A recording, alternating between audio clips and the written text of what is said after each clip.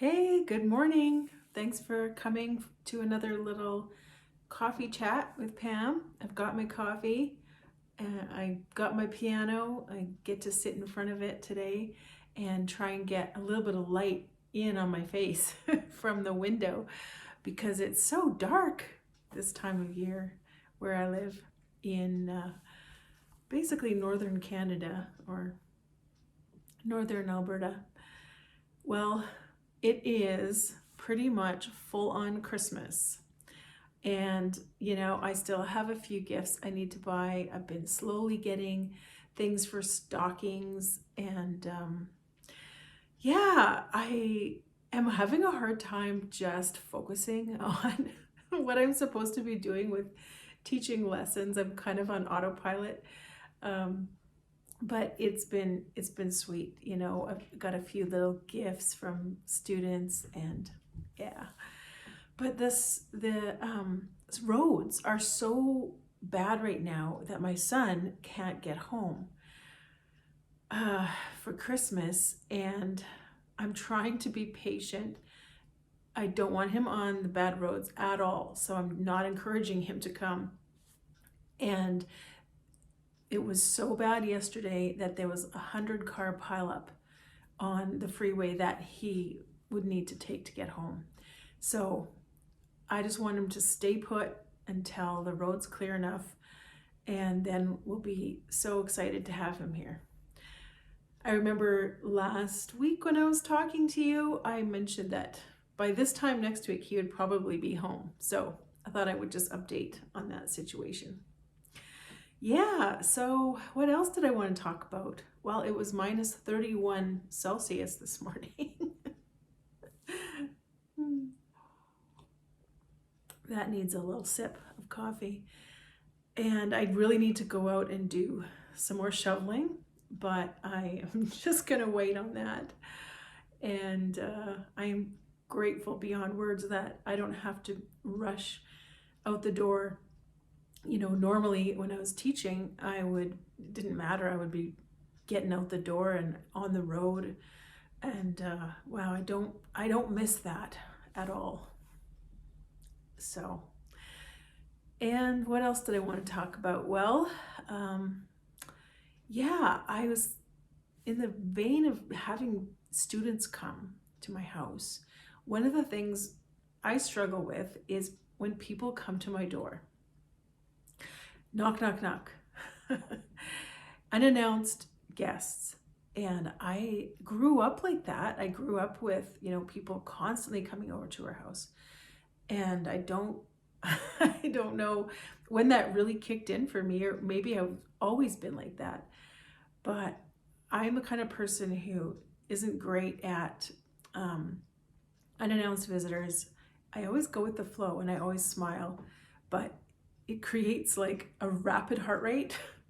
And so one thing I've noticed about teaching the lessons when the kids come in, and they often come with their parents, is just the kind of general anxiety I feel about people coming. Is the entryway clean enough? Did I remember to clean the bathroom and arrange the cushions on the couch? And it's just all those little things. I want to be really welcoming, but it takes a lot. So I've learned that I have to pace myself. And so I don't schedule a lot of back-to-back lessons. Well, I do, but I try to have a little time in there that I can kind of regroup, right? That I can stop smiling and just do something different and kind of regroup for the next one. So I usually have a maximum of 3, maybe 4 at a time. And I only do it 3 days a week. But I think in January, I might have to expand into another day because I have a waiting list of 4 people. So we'll see, because sometimes people drop off too, right? Like they don't want to do it in the new year for whatever reason. So that's a little update on that. The other thing I was thinking about is this whole topic of social media and people getting off of social media. I am totally on board with getting off of social media. I deleted some of the apps off of my phone, especially Facebook, because it's just so much easier to look on your phone. But I still have it because I still need Instagram and Facebook to keep up with certain things. And so I have it on my laptop. And then that way I have to go into the office, fire up the laptop, log in, and it's just a little more effort on my part. So I don't waste time.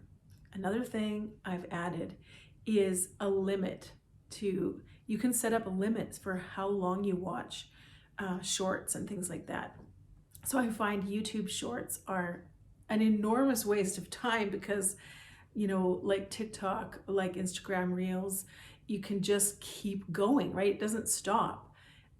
So you can waste so much time on there if you're just kind of zoned out, and I really don't want to do that. So that's been helpful because this little screen will come up and say, you've used your allotted time or you've used up all your time.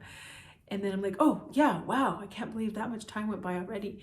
And it kind of, gets me onto something else. But I was thinking, because I've heard a lot of people saying, I don't think YouTube is social media. I don't see YouTube as social media.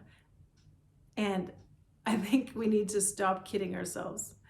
YouTube and Substack now even, it is social media. There are community posts, you can comment back and forth. It is social media. It's media and it's very social.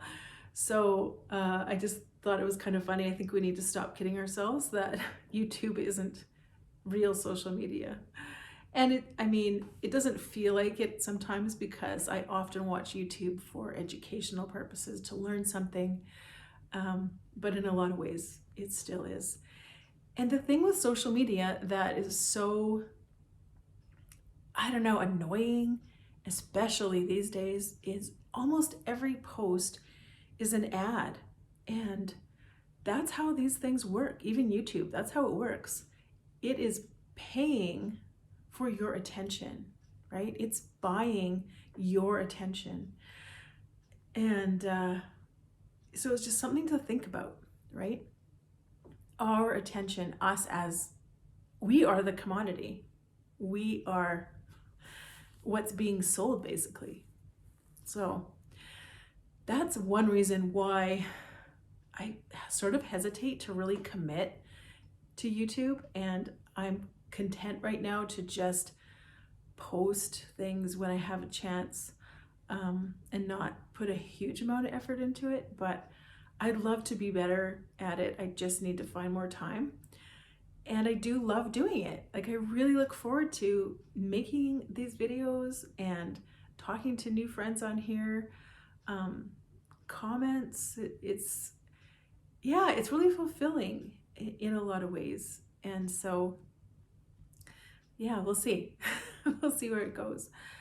But the thing I was leading to was, I don't know if any of you are aware of kind of this Erica Kirk and Candace Owens controversy. I have stopped following right-wing media pundits. There was a time in my life where I spent a lot of time listening to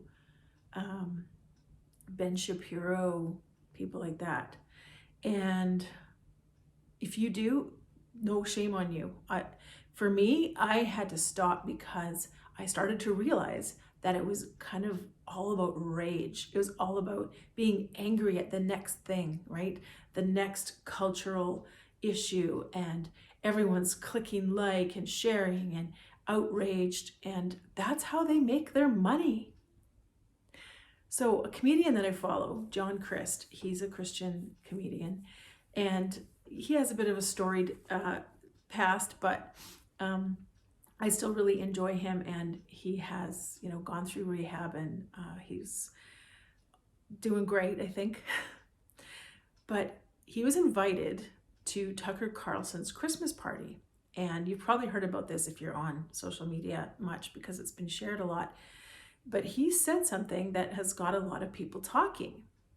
He said that when he was there, he noticed and he started naming a bunch of different, people that have recently been, they're at loggerheads and they're going to sue each other and they're hiring lawyers. And, he said, they're all friends. They're all friends. And it's kind of like you go, well, I kind of knew that, but it's made a lot of people think, why am I contributing to this? And it's true. A lot of our outrage, our sharing, our clicks and likes, they're just buying our attention and they're profiting in the millions off of it. And so, I don't know. I just wanted to throw that out there, but I don't want to be super negative. So far everything I've talked about has been kind of like a bit negative. So let's end on a positive note. Thinking of Christmas and the season, as a woman, as a mom, a wife, and even if you're not a mom or wife, there are so many hardworking women out there. And right now, we are doing everything in our power to make Christmas precious and beautiful for others. And there's nothing wrong with that, unless it leaves you feeling empty, resentful, sad, because you're pouring out and pouring out from an empty cup. And I think right now it's a good reminder to fill our own cups, to make sure that we find moments, experiences, things that we can make memories out of that we personally actually enjoy. Like whether it's sitting on a couch by the fireplace reading a good book, right? That's my favorite childhood memory of Christmas. And I still love doing that. But I think we get sometimes so overworked with, well, I need to do more baking. I need to decorate this. I need to deep clean the bathroom. I need, and it's an endless list, right? Oh, I should probably run out and get a few more things. Or what if so-and-so expects a gift? And, right? We keep giving and then we start feeling resentful and frustrated about Christmas. At least I do, because I think I've been pouring out from an empty cup. And now that I have a little more margin in my life, a little more time, I'm not going through, a long day with school kids and throwing Christmas parties for them and cleaning up after and marking and then coming home and then trying to, figure out stuff for my family. I have a little more time to think and just realize why it has been so exhausting. And a lot of times we know this, right? We know it in our brain, theoretically, but in practice, we still just keep running on that treadmill, like that hamster wheels, going around and round and round.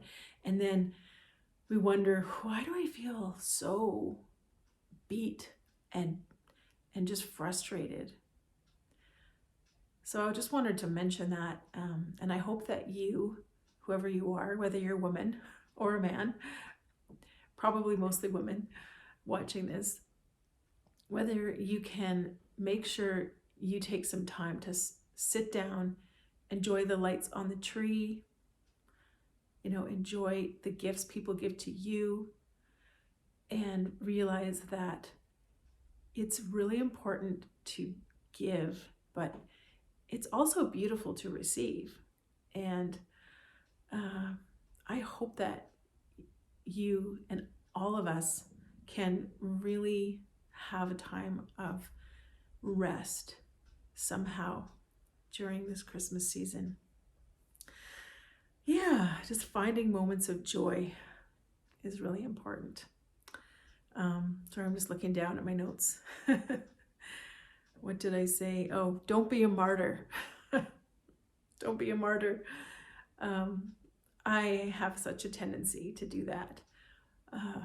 And I don't want to be like that. It doesn't help anybody. It really doesn't.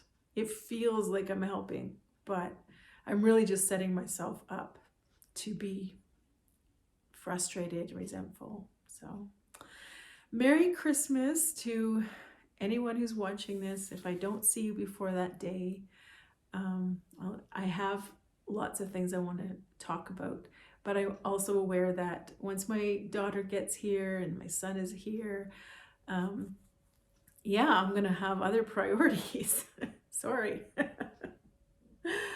Anyway, thanks for being here, and I hope you have a very Merry